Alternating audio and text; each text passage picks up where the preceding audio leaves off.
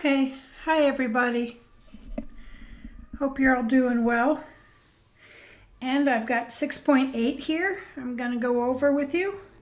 Sorry about this right here. That's a wire that I can't seem to get to stay. Maybe it will. All right, so I already have my notes done on this. And as I went through this, I noticed that there were several things that I thought would be of importance here, and these are the things that you need to keep track of. So I'm going to point those out. All right, if you look at this theorem, there are three different cases, 1, 2, 3 in Roman numerals. All right, first case is where you have two chords, or they could be two secant lines if they would go on through. Okay, I'm going to call them chords. Two chords coming through, and they intersect in the circle at a place that is not the central angle. That's the key. Right there's the center. So that right here, these angles right in here, 1, 2, 3, 4, are not central angles. Okay. So we need a way of calculating the length of the segments of those pieces, A, B, C, and D, because they are not diameters or radii.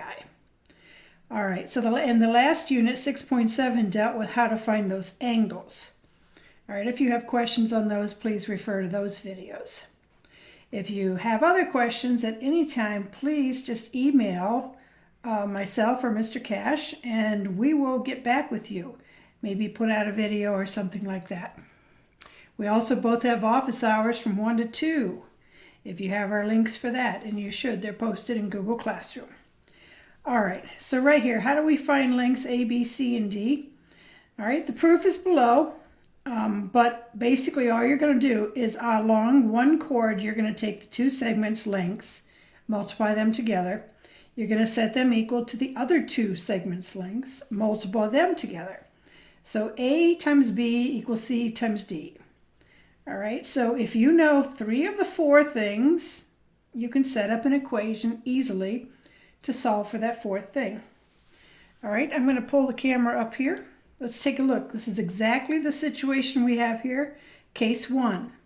All right, and we have two chords coming, not hitting central angle, so we have 5 times 12 equals 10 times x.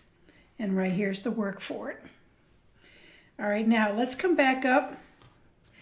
Briefly, I'm going to look at this proof. What's done here is that you've got this circle drawn in with two chords, and we connect the two other endpoints of the chords to form two triangles. We know A and D are congruent because they're inscribed angles, both leading to the same piece, which is this right here, BC. They lead to that same inscribed or intercepted arc, so these angles are the same. Same thing with C and D, they come over here and they lead to this intercepted arc.